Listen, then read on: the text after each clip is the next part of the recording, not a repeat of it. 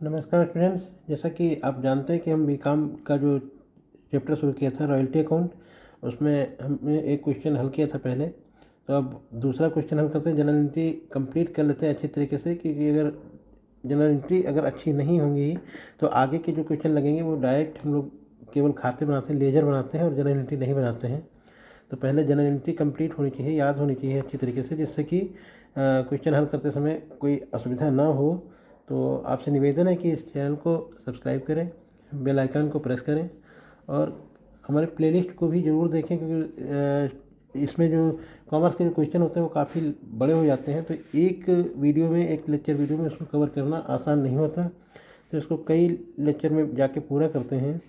तो आज हम समझेंगे कि इस दूसरे क्वेश्चन को किसको कैसे हल करना है। तो क्वेश्चन लिया है, एक कोयला कंपनी ने एक खान 4 वर्ष के लिए पट्टे पर ली। न्यूनतम किराया प्रतिवर्ष 10,000 रुपये वार्षिक था तथा रॉयल्टी निकाले हुए कोयले पर 50 पैसे प्रति टन थी। लघु कार्य राशि पट्टे के अगले वर्ष के आधिक्य से पूरा किया जाता है। अब यहाँ पर है कि जो अगर शॉर्ट वर्किंग होगी तो उसको केवल अगले वर्ष से ही पूरा किया जाएगा, और अगले वर्ष जो शॉर्ट वर्किंग पूरी नहीं की जा सकती है उसे उसी वर्ष प्रॉफिट एंड लॉस में ट्रांसफ़र कर दिया जाएगा।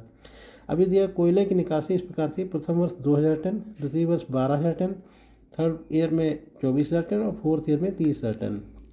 कोयला कंपनी की पुस्तकों में आवश्यक जनरल प्रविष्टियाँ तथा रॉयल्टी, लघु कार्य राशि, शॉर्ट वर्किंग और मालिक के यानी लैंडलॉर्ड का खाता बनाइए।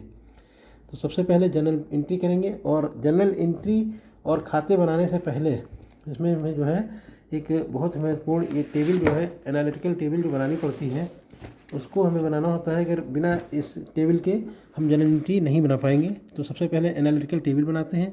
तो इसको बनाने का तरीका यही है कि सबसे पहले ईयर लिखते हैं। क्या है ईयर? ये हो गया first year, second year, third year और फोर्थ ईयर। आउटपुट क्वेश्चन में दिया रहता है, ये आउटपुट दिया हुआ है 2,000 टन, दूसरा 12,000 टन दूसरे ईयर में, थर्ड ईयर में 24,000 टन और फोर्थ ईयर में 30,000 टन।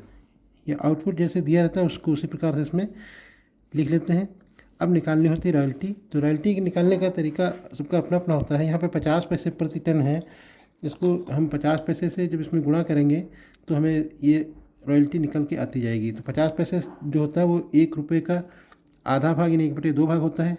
तो इसको इस टाइप से लिख सकते हैं। फर्स्ट ईयर की रॉयल्टी निकालेंगे जब, तो क्या हो जाएगा, 2,000 इंटू 50 पैसे था, और 1 रुपये का कितना भाग है, 1/2। 50 पैसे थे और 1 रुपये में पैसे होते हैं तो 100, 50/100 कर लेते हैं। इसको जब हल करेंगे तो 5 कम 5, 5 दूनी 10, 1/2 हो जाता है। तो इस प्रकार से 1/2 से जब गुणा करेंगे, 2 1 कम 2, ये हो जाएगा 1,000। तो यहाँ पे रॉयल्टी बन जाएगी 1,000। सेम इसी प्रकार से जब सेकेंड ईयर की रॉयल्टी निकालेंगे तो आउटपुट है 12,000। इसको जब 1/2 करेंगे तो 2 1 कम 2 6 12, ये हो जाएगी 6,000 रुपये। 24 यानी इसको जब थर्ड ईयर की रॉयल्टी निकालेंगे तो 24,000 टन है आउटपुट। इसको मल्टीप्लाई करेंगे 1/2 से, 2 1 कम 2, 12 दूनी 24, 12,000, ये हो जाएगी 12,000। और जब 30,000 को मल्टीप्लाई करेंगे फोर्थ ईयर में तो हो जाएगी 30,000 मल्टीप्लाई बाई 1/2, 2 1 कम 2 15, 15 दूनी 30, 15,000 टन, सॉरी 15,000 रुपीज़। इस प्रकार से हम रॉयल्टी निकाल लेते हैं।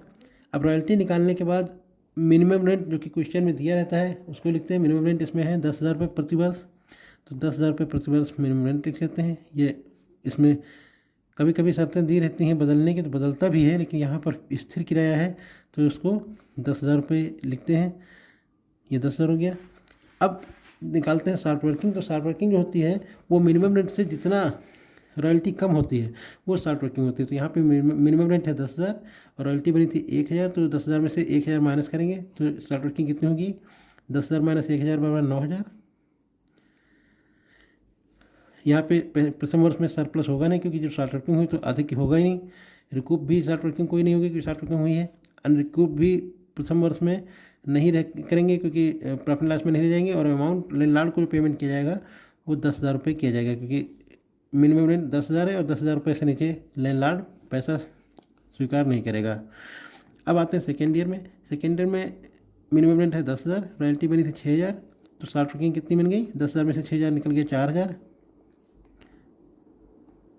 अब यहाँ पर सरप्लस यहाँ भी कुछ नहीं, क्योंकि अधिक की नहीं हुआ जब शॉर्ट वर्किंग हो गई। अब यहाँ पे शॉर्ट वर्किंग रिकूप जो हुई है, रिकूप क्या करेंगे, क्योंकि जो शर्तें थी इसमें दिया हुआ है कि लघु कार्य राशि को पट्टे के अगले वर्ष के अधिक से, तो यहाँ पर लघु कार्य राशि जो शॉर्ट वर्किंग हुई थी प्रथम वर्ष में, इसको इस वर्ष की अधिक से पूरा किया सकते हैं। लेकिन यहाँ भी शॉर्ट वर्किंग हुई है, अधिक हुआ नहीं, तो यहाँ भी अनरिकूप्ड हो जाएगी। अनरिकूप शॉर्ट वर्किंग जो होगी वो अब जो है यहाँ पर रिकूप नहीं हुई, तो अनरिकूप शॉर्ट वर्किंग 9,000 रुपये यहाँ पर क्या चली जाएगी? प्रॉफिट एंड लॉस में, क्योंकि ये इसका इस जो शॉर्ट वर्किंग है इसको आगे ले जाने के अधिकार यहाँ पे ख़त्म हो जाएगा, तो ये 9,000 short working profit and loss में चली जाएगी। और अमाउंट लैंडलॉर्ड को कितना पेमेंट किया जाएगा? 10,000 रुपये। ये मिनिमम रेंट है, इससे कम पेमेंट नहीं स्वीकार करता है। अब आते हैं थर्ड ईयर में। तो थर्ड ईयर में रॉयल्टी बनी थी 12,000, मिनिमम रेंट है 10,000, तो यहाँ पे शॉर्ट वर्किंग तो कोई हुई नहीं, क्योंकि सरप्लस हुआ।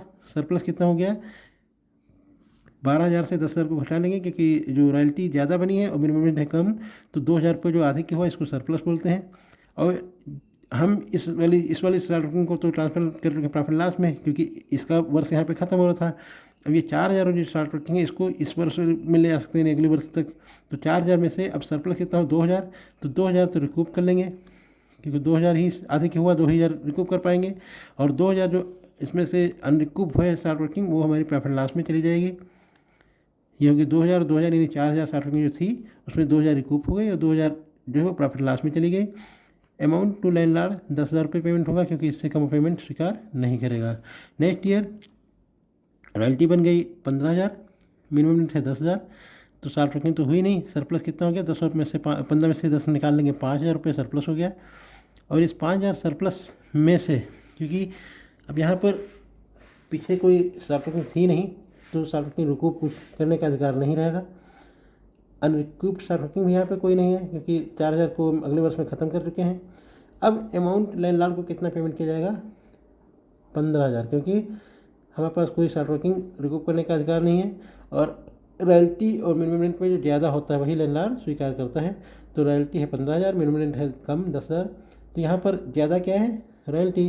तो रॉयल्टी की धनराशि को ही वो लैंडलॉर्ड स्वीकार करेगा। तो इस प्रकार से एनालिटिकल टेबल हम लोग तैयार करते हैं। तो जहाँ तक हम समझते हैं आपकी समझ में आया होगा, और आप इसको जो है आगे के क्वेश्चन देखने के लिए हमारे वीडियो को सब्सक्राइब करें और बेल आइकन को प्रेस करें, जिससे कि आपको आगे का क्वेश्चन जो हम हल करेंगे उसको भी आपको क्रमानुसार हर एक वीडियो आपके पास आती रहे और आप अच्छी तरीके से क्वेश्चन हल कर पाएँ। धन्यवाद।